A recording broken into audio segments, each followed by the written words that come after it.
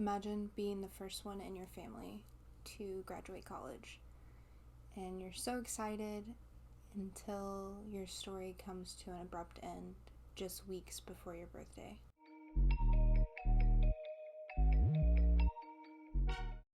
Welcome back to my channel. If you are new here, hey, hi, hello, my name is Kenzie. I'm so happy to have you here. Welcome to my corner of the internet. I post true crime content, so if you are interested in that, make sure you hit that subscribe button because I post true crime videos for you every single week. Before we begin, I would like to acknowledge the fact that these are real people and real tragedies that we will be discussing in today's case.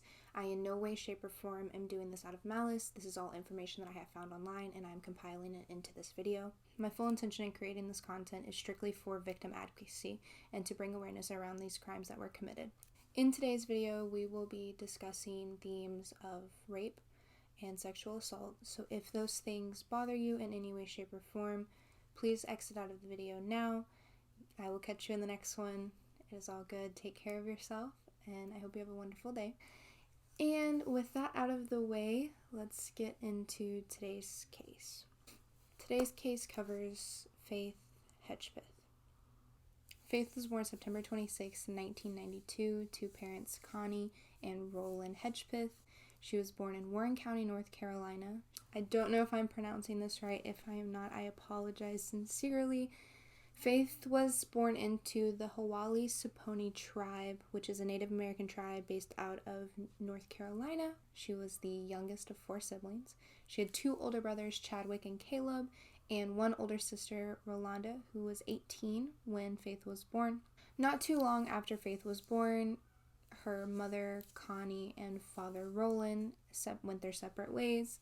Connie said she named her Faith because that's what she needed in order to raise all of her children. Married to a man that was addicted to drugs. That wasn't one of the sources that I read. I don't know how accurate that is, but I thought that that was sweet because later on, Roland, her father, goes on to mention Faith was a gift to him and that he was in a very, very low point in his life when she was born, and he has never shied away from the fact that he was his little gift. So I thought that that was really sweet of the meaning behind her name. Upon the separation, Faith lived with her mom in Warren County, and her father moved away to Hickory, North Carolina. Not too far away from them, but again, they did separate. I couldn't find too much information about Faith's childhood. However, we will kind of start with like high school era.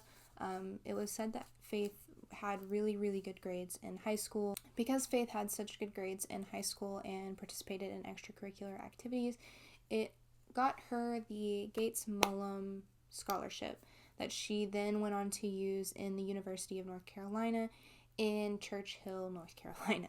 Faith was in college to become a pediatrician. The evening of September 12th started around 5:45 that evening.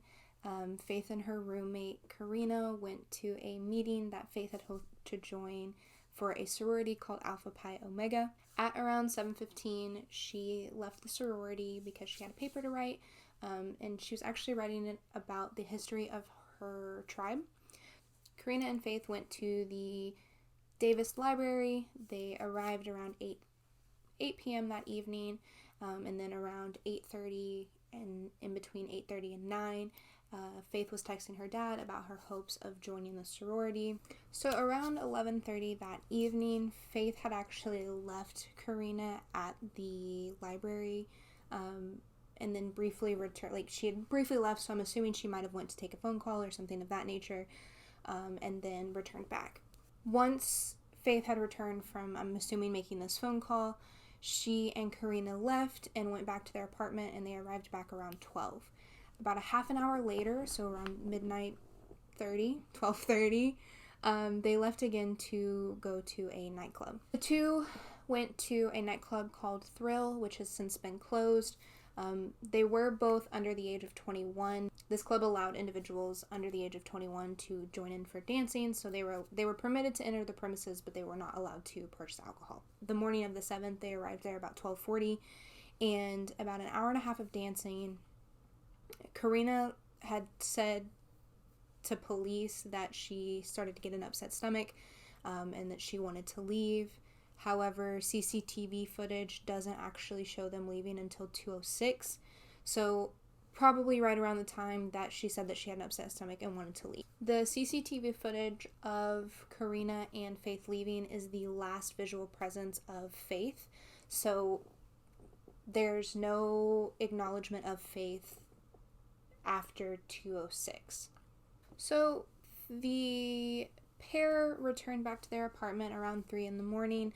The neighbor who actually lived below them was awake watching TV, and she said that she heard 3 sounds from the apartment above, which would have been Karina and Faith's apartment. 2 of the sounds sounded like, the 2 walking in, and then the 3rd sound sounded like a heavy bag being dropped or like furniture getting moved around or something of that nature. So likely the 2 came in, one of them dropped their bag, and that's what the neighbor downstairs was hearing. Around 3:40, so 40 minutes after they had arrived home, Faith had actually sent a text message to Karina's ex-boyfriend. The text message had basically said, "Hey, can you come over? Karina needs you more. Aha. No. Please let her know you care." And then immediately after that, a secondary text was sent that just said the word "than," and it speculated that instead of "aha," Faith was actually correcting herself with the "than" that she had then sent to Edwards. I don't even believe he actually came over that night. This text exchange between Brandon and, these text messages that were sent from Faith to Brandon were the last actual activity that had happened on Faith's phone. Brandon actually didn't text back until about 4:16 that same morning, basically saying, who is this? Faith was texting Brandon, Karina's ex-boyfriend. Karina was actually calling him. I believe she called him multiple times and he never actually answered. And so then eventually Karina called another friend that she had named Jordan, and Jordan actually came by to pick her up around 4:25 that morning. Karina told police that she thought that Faith was asleep, so she left the door unlocked because she wasn't aware. She didn't know if she was going to come back or not, but she had left the apartment door unlocked. When Jordan picked Karina up, he actually took her to somebody else's house that was on a different street, but like I said, Karina had left the door unlocked because I'm pretty sure she wasn't sure if she was going to end up staying, but she arrived at that other friend's house around 4:30 in the morning and actually did end up staying the night there. So Karina woke up around 10 o'clock the next morning, and at that point she was trying to get a ride back to the apartment, and so she's called Faith. That was her first call to try to get back to the apartment. Faith never answered, and so around 10:30 Karina finally gotten in touch with one of her other friends, and that friend went and picked her up and took her back to the apartment. Karina said she got back to the apartment around 11 o'clock that morning, and when they arrived, the 2 walked in together and started calling for Faith, and Faith did not answer. So Karina walked to her room to see, maybe she was still asleep, something along those lines.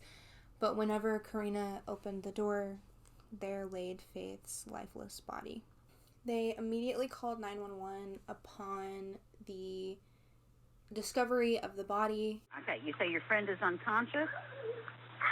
He's unconscious. I just walked in the apartment and there looks like there's blood everywhere. Listen to me. Somebody's already sending the ambulance. Okay, I need to get some information from you, and I'm gonna help. I'm gonna tell you how to help her. Okay. Okay. How old is she? She's 19. Okay. I don't know. I don't want to touch her, but... Listen to me. Is she breathing? I don't know. You need to check and see. Is she breathing?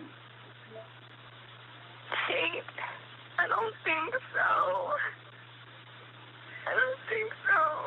Okay, listen to me. There's blood everywhere. There's what? There's blood everywhere. Okay. I don't know what happened. Okay, is she on her back or is she laying on her stomach? She's on her back, but I think she fell off the bed because she's off the bed. There's blood all over the pillows, in the comforter. I just don't know what happened. Whenever Karina and her friend found Faith's body, there was a pool of blood under her head. She was kind of hanging half off of the bed. and she was partially nude. According to an autopsy report that was released in September of 2014, so 2 years after Faith was found deceased, it was stated that she had died of blunt force trauma to the head. So in between the time that Karina had left and 10 o'clock that next or 11 o'clock that next morning, Faith had been murdered. It is said that she was beaten to death. She was absolutely bludgeoned. Police arrived on the scene. They started to investigate. So the blood, in addition to being pooled underneath Faith's head, it was also on the closet door as well as the wall. During the investigation, the police found a Bacardi bottle that had tissue fragments, to which they believed that was used as the murder weapon. In addition to finding the murder weapon and Faith's cause of death, they did actually find a semen sample from around Faith's body. It doesn't actually say if it was from intercourse or if it was from it being around the body, like if the ejaculation had happened on her body or if it was actually inside of her body. We're unsure if she was raped before or after the murder. Police were there wasn't ever evidence that she was actually raped, but there was semen evidence and she was partially nude, so they said that it was more likely than not that she was. However, if it was before or after, police were unsure. Also found they said it was a white fast food bag, that on this fast food bag was written, "I'm not stupid bitch," and "jealous." They had started to build out this profile. They actually had a person of interest who was Karina's boyfriend at the time, Eric Jones. And the reason Eric was their main person of interest was because he had a history of domestic violence and he had also made threats towards Faith in the past. And the same night, he had actually texted a friend asking for forgiveness for what he's about to do. Later that evening, he posted on Twitter the same thing, like, "Lord, forgive me for what I'm about to do, and the women that don't deserve me, and the ones that wish me dead." Something like crazy like that. I'll post a picture of the tweet here. Immediately threw up red flags for investigators. They were like, he knows where the apartment is. There's DNA evidence of someone that had already been here before, because it was in a completely different room than where Faith's body was found. So they're like, okay, it has to be this guy. So they collected the DNA samples and they actually pulled Jones into the police station and they were like, "We want your DNA." He was very reluctant at first, but then eventually submitted a DNA sample, and then they tested Jones's DNA sample against the DNA sample that they had built from the semen that was collected at the scene, and he was quickly ruled out as a suspect. The officers had actually contacted a lot of the men that were at the Thrill nightclub that night and asked them to submit DNA samples as well, all of which didn't match the DNA sample that was found at the scene. Brandon, the ex-boyfriend that Faith had texted on Karina's behalf, he had also been asked to submit a DNA sample, and it again did not coincide with the DNA evidence that they had found at the scene. So police were kind of like, who could this be? They had exhausted everyone that they had thought could possibly be a suspect. So at this point, like I said, police had exhausted every person that they thought could be associated to Faith's murder, and they had conducted thousands upon thousands of interviews and could not find anyone who had matched the DNA profile that was found at Faith and Karina's apartment. This mail was turned over to police by one of Faith's friends, and the voicemail was timestamped at 1:23 in the morning, and it essentially sounded like a three-way conversation.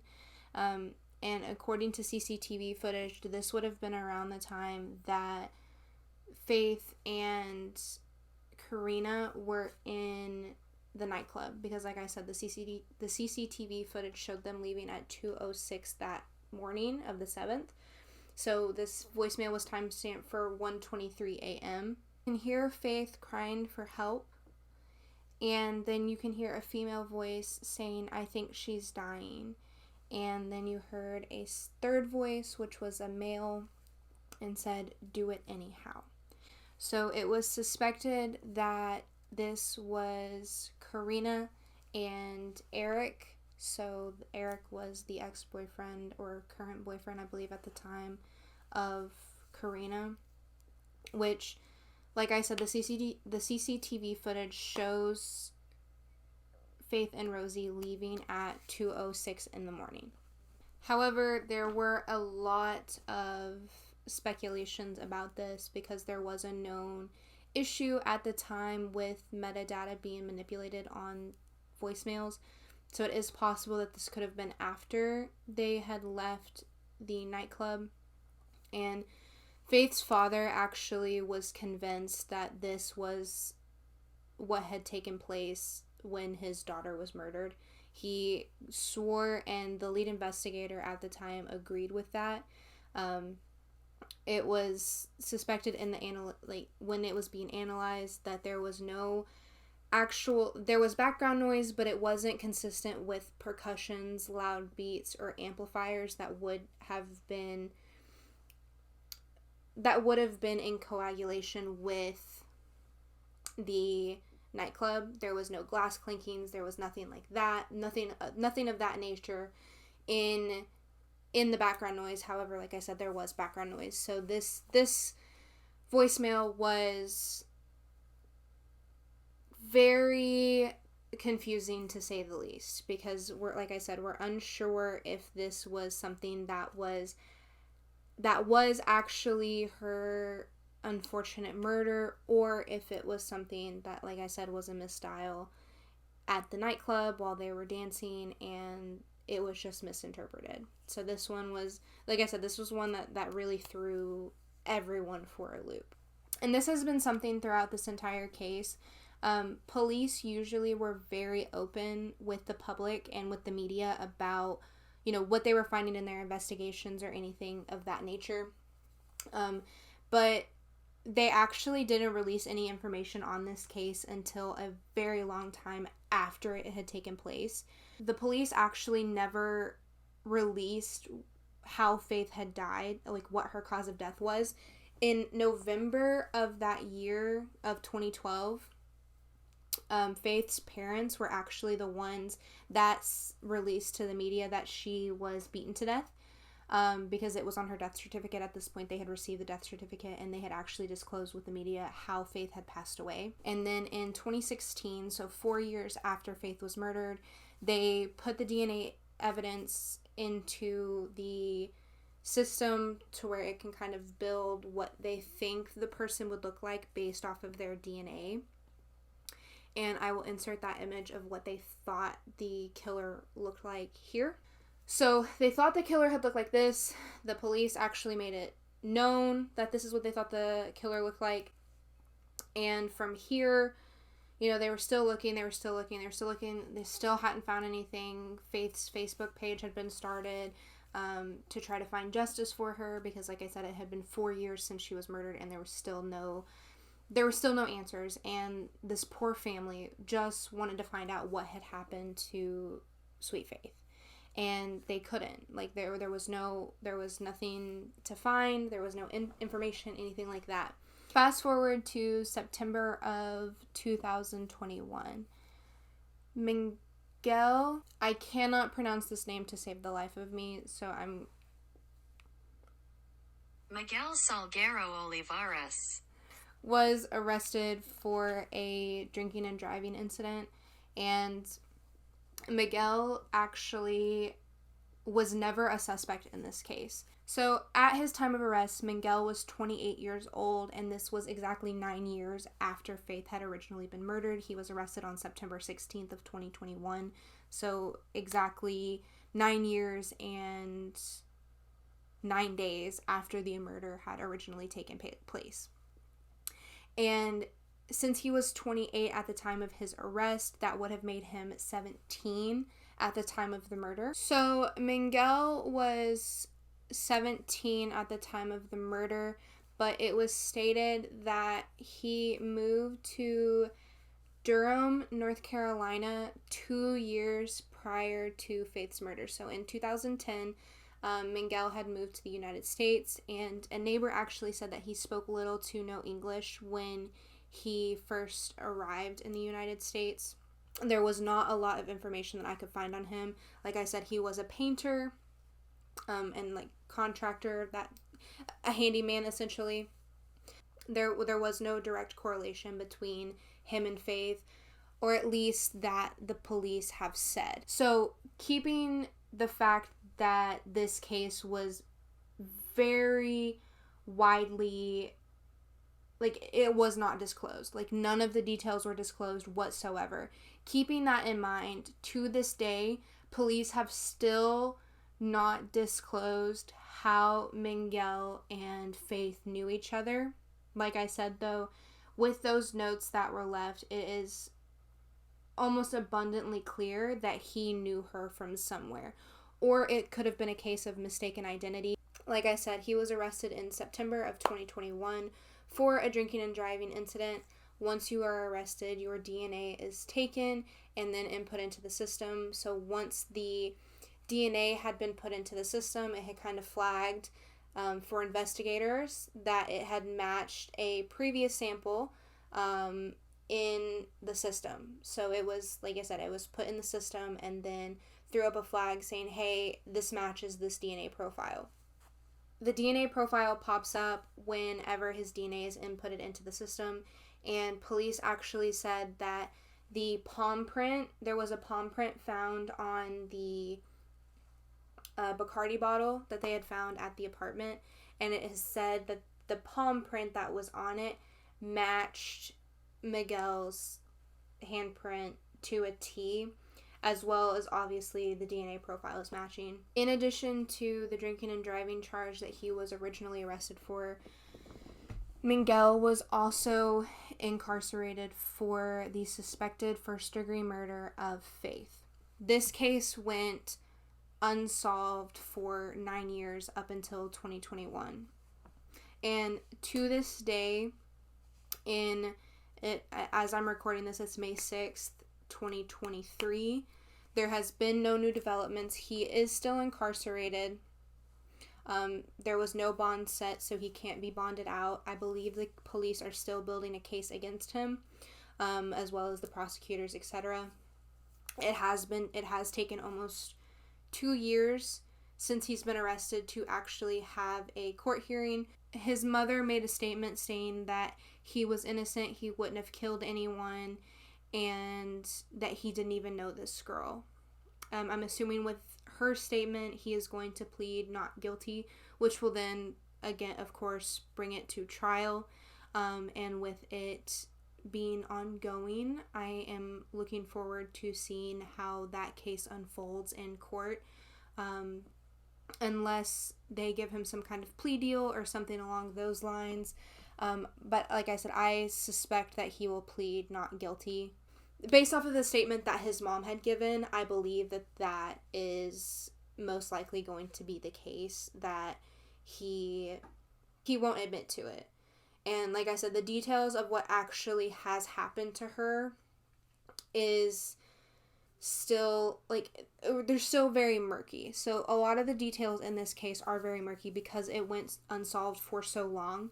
And like I said, the police haven't disclosed how they knew each other, where the two had met, anything of that nature. All in all, this was a very, very, very sad case, and my heart truly goes out to Faith's family, especially after, 9 years after she had been murdered, they finally get an answer, and here it is, 11 years after the murder, and he's still not been fully charged for the crimes. This wonderful person that was in their life, lost her life 11 years ago and has still yet to receive justice. Faith's family do have a Facebook page as well as a website. They currently have a scholarship. I believe they have a couple of scholarships, but I know of one for sure that is the Faith Smile Scholarship. That is actually for Indigenous women. to go to college, because like I said, Faith was going to be the first one in her family to actually graduate college. So in honor of her memory, they actually started a scholarship to help other Indigenous women to attend college, which I believe is wonderful. So since Faith's murder in 2012, Rolanda, who was like a second mother to Faith, has actually been very outspoken on social media platforms about the murder of her sister. The whole family is really the only one that I couldn't really find any information on that like publicly spoke out about the case or anything like that was Chadwick. But whenever I went through the Facebook page for this video, I did see him tagged in a lot of the posts that Rolanda had made. So I'm assuming, just like the rest of the family, he was just as invested in finding out who had killed his sister. That being said, that is all for me today. I hope you guys stay safe out there, and always, always, always take care of yourself. If I missed any details in this case, I do truly apologize. There was a lot, especially with this being solved 9 years later, and it's still not fully being solved, and a lot of the details still being murky on what actually happened the night that Faith was murdered. Like I said, if I missed anything, I truly do apologize. I am only human. Please be nice to me. I do my best to give you guys as much coverage as I can find on these cases, while also taking into consideration some of the details that are on the internet. May not always be accurate and may not always be true. I try to pull as much information I can from reliable sources. However, there is always going to be misinterpretations or mistypings or things of that nature. Like I said, I wish no disrespect to the family, and I am happy that they finally figured out who did it. I just wish them the closure on what happened and why. I will catch you guys in the next one. Be sure to like this video and subscribe to me for more true crime content. We like to give a platform for victims who no longer can speak, or families who their cases might not be getting the coverage that they all rightfully deserve. That being said, I will see you next time, and have a good one. Bye, guys!